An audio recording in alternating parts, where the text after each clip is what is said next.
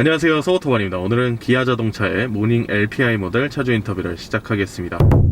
안녕하세요. 수원 거주하고 있는 28살 모닝 마지막 LPI 모델 차주이고요. 이 채널에 나오게 된 계기가 모닝 차량은 딱 한 대밖에 없더라고요. 모닝 LPI 차량에 대해서도 전반적으로 말씀드리고 싶어서 신청하게 됐습니다. 아유, 감사합니다. 오늘 많은 정보 주시기 바라겠습니다. 예, 알겠습니다. 자, 출발하시면서 이 차량 소개 부탁드릴게요. 이 차량은 아까 앞서 말씀드린 대로 모닝에서 나온 마지막 LPI 모델이고요. 배기량은 1000cc고 분속기가 4단으로 되어 있는 걸로 알고 있어요. LPI 같은 경우는 연비가 측정이 안 나와요. 가스 충전을 하게 되면 한 300km 기준으로 900원이라고 기준을 잡으면 한 2만원 정도? 그 가스 특성상 고속 주행 시에 연비가 좋다고 들었어요. 그래서 이 차량을 가지고 부산을 2번 정도 왔다 갔다 했는데 쉬지 않고 400km를 밟았었고요. 크루즈로 100에서 110 정도 걸어놓고 항속 주행을 해서 울산 쪽에서 충전을 한번 했었는데 금액은 똑같이 2만에서 22,000원 정도 들어갔던 걸로 기억을 합니다. 확실히 잘 나오긴 잘 나오네. 알겠습니다. 그럼 이 차량 타신 지는 얼마나 됐나요? 탄지는 2년 정도 됐고요. 계기판에 나와 있는 게 32,000 정도 찍히는 것 같아요. 알겠습니다. 그러면 이 차량 금액 얘기로 넘어가 볼게요. 선루프랑 스타일 옵션을 제외한 차량 가액은 1,650만원 정도 됐던 걸로 기억을 해요. 그때 당시 저희 회사랑 기아 자동차랑 협력이 돼서 임직원 할인 3%를 받았고요. 그리고 이게 페이스 리프트 되기 전의 모델이다 보니까 기아에서도 할인이 들어가더라고요. 이것저것 할인돼서 한 돈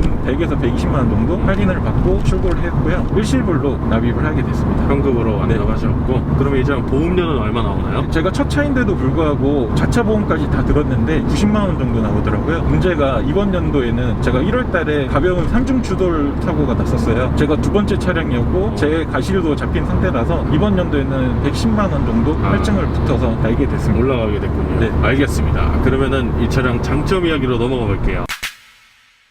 장점은 일단 경차 혜택이 매우 우수하다라는 겁니다. 많이들 알고 계실 공용주차장 비용이랑 톨게이트 비용인데요. 방금도 나왔을 때 공용주차장 비용이 반값이 된 것처럼 저는 서울을 가도 공용주차장 가는 거에 대해서 되게 꺼리낌이 없을 정도로, 그렇고 공용주차장 내에서도 경차 주차장이 따로 있잖아요. 그러다 보니까 주차 자리에서도 스트레스 받을 필요도 없고 톨게이트 비용 같은 경우도 반값으로 이용이 되기 때문에 더 이용을 하게 되는 것 같습니다. 반값 혜택들, 경차가 가진 매력이죠. 그러면 또 다음 장점 어떤 거 있나요? 두 번째 장점은 차가 작아서 좋은 건데요. 처음에 운전할 때는 초보 운전이다 보니까 골목길 갈 때가 좀 위험하고 하잖아요. 운전하기가 용이했고요. 끼어들기 할 때 다른 차량들에 비해서 뱀이 지나가듯이 뱀이 지나가듯이 이렇게 좀 지나갈 수 있다는 장점. 역시나 이것도 경차가 가진 매력인 것 같습니다. 네. 차량이 작기 때문에 여기저기 골목 들어갈 때도 부담도 없고 끼어들 때도 편리하다. 그러면 또 장점 어떤 거 있나요? 운행 중에 말고요. 정차 시에는 세상 조용합니다. 아, 정차 시에는? 네, 이게 제가 강요드리는 이유가 시동이 걸린 건가 싶을 정도로 에어컨 꺼져 있고 음악이 꺼져 있으면 정말 조용합니다. 달릴 때는 어떤가요? 단점으로 이제 넘어갈 것 같은데요. 이미 지금 시청하고 계신 분들이 다 아실 거예요. 지금 저희 마이크에 이 소리가 다 들어가고 있기 때문에 이따가 얘기해 보도록 하고요. 다시 들어가서 장점 어떤 거 있나요? 유보에 대한 건데요. 유보 어플을 설치를 해서 항상 겨울 같은 경우에는 한 5분 전에 시동을 미리 걸어놔요. 차 안에는 공기가 조금 그래도 도는 그런 거는 좀 좋은 것 같더라고요. 그리고 내비게이션도 유보랑 연동이 돼서 잘 돼 있는 것 같다라는 생각이 듭니다. 경차인데도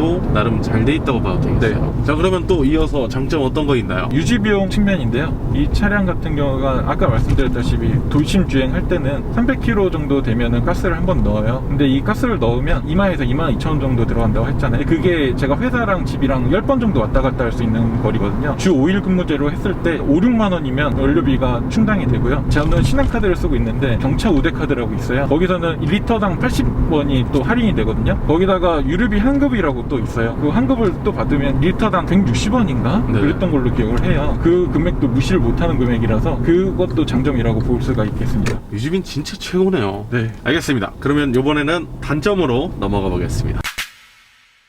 아까 장점에서 정차 시에만 조용하다고 말씀드렸잖아요. 네. 소리가 엄청 커요. 이게 소리가 큰 정도가 정말 항공기 소리 정도로 들릴 때도 많고요. 풍절음, 바닥 노면 소음, 심지어 뒤에 옆에서 지나가는 차량 소음까지도 다 들려요. 꽤 심해서 노래를 저는 크게 트는 습관이 되는. 노래로 노이즈 캔슬링을 한다. 그러면 또 다음 단점 어떤 거 있나요? 정차 시에는 조용하다고 말씀드렸잖아요. 근데 이게 문제가 1, 2차선이 자유전 차선이라고 봤을 때 3차선은 직진 차선이잖아요. 네. 2차선에서 신호대기를 하고 있으면 3차선 때 버스나 버스나 트럭이 지나가면 차가 휘청거려요. 지금은 소토마니랑 저랑 무게 배분이 좀 맞아서 덜 휘청거릴 것 같긴 한데 저 혼자 타고 있으면 많이 흔들리더라고요. 가끔은 핸들이 움직일 정도로 흔들리다 보니까 그때는 조금 아찔하더라고요. 제가 아까 보험 얘기했을 때 사고가 났었다고 말씀을 드렸잖아요. 네. 앞에 차량은 맥스크루즈 차량이었고요. 뒤에 차량은 코나 차량이었어요. 둘 다 SUV였고 제가 짬뽕된 상태였으니까 앞에랑 뒤에는 수리를 안 받으실 정도로 그 앞에 차량이 피해자이시고 뒤에 차량이 가해자 차량인데 제가 직접 그때 확인했을 때 흠칫 하나 안 났었거든요.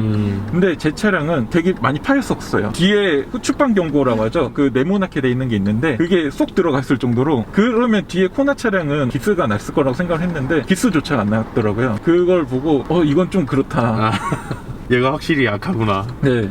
이거 내가 생명 위협을 느끼겠구나. 네. 이 생각을 들게 됐습니다. 아까 말씀하신 큰 차 지나갈 때 흔들리는 거라든지 네. 경미한 사고인데도 얘는 상처가 난다든지 이런 네. 걸 보면은 불안함이 오죠. 그럼 또 단점 어떤 거 있나요? 단점이라기보다는 기아의 아쉬운 점인데요. 제 차량 같은 경우는 일반 크루저가 들어가 있는데 어반 차량 같은 건 스마트 크루저가 탑재돼서 들어간 걸로 알고 있어요. 그게 좀 아쉽고, 가장 큰 거는 통풍 시트예요. 서토바님 어떤 차주분이 말씀을 하셨는지는 기억이 안 나는데 엔진이 없어도 네. 통풍 시트가 있어야 된다라는, 지금 한겨울인데도 불구하고 저는 이게 여름용 매트를 부착을 해놨어요. 운전을 하다 보면 이게 긴장이 되고 신경 써야 될 게 많잖아요. 네. 그러다 보니까 등에 땀이 나고 그러는데 옵션으로 추가를 할 수 있게 해줬으면 네. 좋았지 않았을까 생각이 됩니다. 왜냐면 페이스 리프트 되고 나서는 그게 추가가 되었기 때문에 조금 아쉬운 부분이라고 생각이 됩니다. 페이스리프트 되면서는 다 옵션으로 선택할 수 있게 됐는데 이 차량 같은 경우는 애초에 옵션 자체로도 없었으니까 네. 그런 아쉬움이 있다.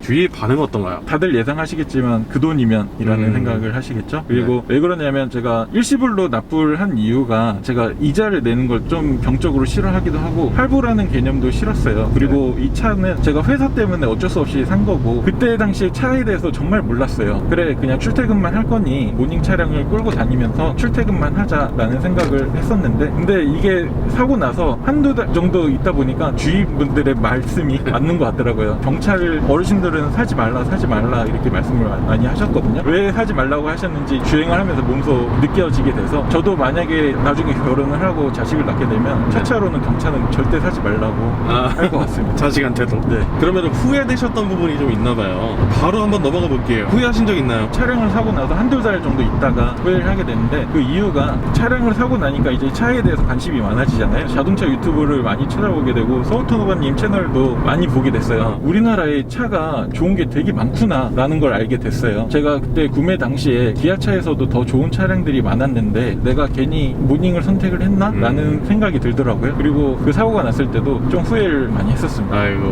후회되셨던 부분이 좀 있네요. 네. 그러면은 만약에 내가 모닝을 사기 전으로 돌아간다? 어떤 차량을 구매하시겠어요? 주저하지도 않고 기아 니로 하이브리드를 구매를 할 것 같습니다. 장시간 운전을 하다 보면 부산도 갔다 왔다고 말씀드렸잖아요. 허리가 너무 아픈 거예요. 허리가 끊어질 것 같은 느낌? 이렇게 운전하다가 내 허리가 남아나질 않겠구나 이 생각이 들 정도로 좀 큰 차를 타고 시트가 큰 차를 타면 좀 낫지 않을까 생각도 들고, 그리고 니로가 기아에서 효자 상품으로 알고 있어요. 풀체인지 되는 차량도 한번 보려는 해보고 있습니다. 이제 또 네. 니로 쪽으로 생각하고 계시는구나. 네. 알겠습니다. 그럼 또 다른 질문 들어보겠습니다. 네. 지금 이 차량 같은 경우는 중고차로 사야 되잖아요. 중고를 고민하고 계신 분들께 구매하기 전에 참고해야 될 만한 거 어떤 거 있는지 설명 한번 부탁드리겠습니다. 이 차량 같은 경우는 말씀드렸듯이 가스 차량이잖아요. 충전소가 되게 가까이 있는지, 그리고 충전소의 금액이 휘발유랑 얼마나 차이가 나는지, 그거가 제일 중요할 것 같아요. 제가 이 차량을 처음 샀을 때 충전소 금액이 700~800원대였어요. 근데 지금은 휘발유 값도 올라가면서 가스비도 올라가는 바람에 지금 1000원대거든요. 저희 집 앞에도. 그리고 가스 차량이 생각보다 자주 갔다 와야 돼요. 회사 근처나 아니면 집 근처에 거동하기가 편한지, 그리고 택시가 가스차가 많잖아요. 가끔씩은 줄 서서 대기할 때가 많아요. 그런 것도 감안을 해보셔야 될 것 같습니다. 주변의 환경을 잘 봐야 한다. 네. 그럼 이 차량이 가스차잖아요. 네. 잘 나가나요? 그런 대로 잘 나간다고는 생각이 듭니다. 제가 4단이라고 말씀드렸잖아요. 3단에서 4단 넘어갈 때가 약 3000rpm 정도에서 구현이 되더라고요. 근데 이게 안 넘어가요. 막 엑셀을 밟아도. 그러면 제가 수동 운전하듯이 엑셀을 조금 띄었다가 밟아서 4단을 구현시켜주는, 변속기가 조금 마음에 안 들긴 하는데 네. 그런 대로 잘 나가는 편인 것 같습니다. 나름 잘 나간다. 네. 그러면 또 다른 질문 들어볼게요. 네. 이 차량 구매하시기 전에 비교하셨던 차량은 없나요? 동급 차량으로는 스파크랑 레이 차량이 있겠죠. 그리고 이번에 새로 나온 캐스퍼 차량이 있을 거고, 레이랑 스파크는 제가 직접 타봤어요. 레이 같은 경우는 머리 공간은 너무 좋은데 고속주행 시에 차가 많이 흔들리더라고요. 특히 코너링 돌 때가 바람의 영향이 있어서 그런지 몰라도 이거 좀 위험하다라는 생각을 들게 됐고요. 스파크 차량은 모닝에 비해서 현저히 작습니다. 헤드룸 공간도 목을 굽히고 해야 될 정도로 헤드룸 공간도 안 나오고요. 발 공간도 안 나와서 그게 좀 힘들겠다 싶어서 모닝을 구매를 하게 됐습니다. 스파크가 이 차량보다 많이 흡수한가 보네요. 전 처음 알았어요. 예전에 나온 그 스파크 차량은 운전하기 편했는데 요즘에 나오는 스파크 차량은 좀 모닝보다 더 작은 것 같더라고요. 제가 운전하기에는 일단은 그랬던 것 같아서 그렇게 말씀드려봤습니다. 알겠습니다. 그럼 이 차량 마지막 총평 부탁드릴게요. 이 차량은 제가 운전을 하면서 많이 느꼈던 부분은 그거예요. 아버지 차량이 LF 소나타거든요. 그 차량을 운전했을 때는 잘 껴주고 들어올 때도 깜빡이를 켜고 잘 들어오시고 하셨거든요. 근데 이 차량을 하면 유독 깜빡이를 안 켜세요. 깜빡이 켜면 브레이크부터 발이 올라가거든요. 근데 그냥 무작위로 들어오더라고요. 그리고 제가 깜빡이를 켜고 들어가려 해도 쌍라이트를 켜고 들어오지 말라고 그런 경우가 많았었어요. 사회적 인식이 좀 제도가 돼야 될 것 같은데 가슴 아프다. 한 가지 일로는 제가 이렇게 신호 대기 중에 앞에 신호가 바뀌었었어요. 이 앞에 차량이 안 가고 있는 거예요. 뒤에서는 빵빵거리고, 그래서 저도 빵 3번 정도 했죠, 크랙션을. 근데 앞에 차주분이 내리시던 육두문자를 하시면서 누가 이렇게 빵빵거리냐고 그래서 기어를 피로 냅두고 살짝 내렸죠. 앞에 신호가 바뀌었고 뒤에서도 빵빵거리고 있으니 앞에 차주분이 나가셔야 될 것 같다 라고 정중하게 말씀드리니까 예 그러시고 가시더라고요. 근데 제가 만약에 외소했거나 그랬으면은 조금 힘들었을 것 같은데, 뒤에 차가 무닝 차량이라서 그런 건지 아니면 그 앞에 분이 좀 이상하셨던 분인지는 몰라도 그런 경우가 가끔 있어요. 그래서 이 차량은 정말 마음을 비우고 타야 되는 차라고 생각이 들고요. 마음을 비우고 타야 되는 차다. 제 자신을 많이 돌아보게 되는 그런 차량이라고 생각이 됩니다. 가슴 아픕니다. 그렇게 못된 사람들이 있어요. 근데 그거는 본인의 가치를 낮추는 행동이기 때문에 절대 그러시지 않았으면 좋겠습니다. 네. 마지막으로 특별히 하실 말씀 있나요? 요즘에 마감을 하면 11시에 끝나요. 유독 스텔스 차량들이 많이 보이더라고요. 이게 스텔스 차량들이 가로등이 있으니까 나는 괜찮겠지라고 본인은 그렇게 생각하실 수도 있는데 뒤에서는 정말 안 보이거든요. 그렇죠. 옆에서도 사이드 미러를 보면 스텔스 차량인지도 모르고 깜빡이 켰다가 그 스텔스 차량이 빵빵거려서 뭐야? 또 뭐 차가 있었네? 이 생각이 들 정도도 많았고, 그래서 제발 전조등 켜는 게 돈이 들어가는 게 아니니까 전조등도 잘 켜주셨으면 좋겠고, 서우토바님 유튜브 구독하면서 보고 있는데 마지막에 구독과 좋아요를 많이 안 하시더라고요. 그래서 제가 대신에 구독과 좋아요를 좀 눌러주셨으면, 이게 수정료라고 생각하시고 돈도 하나도 안 들어가고 그냥 터치 2번이면 끝나는 일이니까 아이고.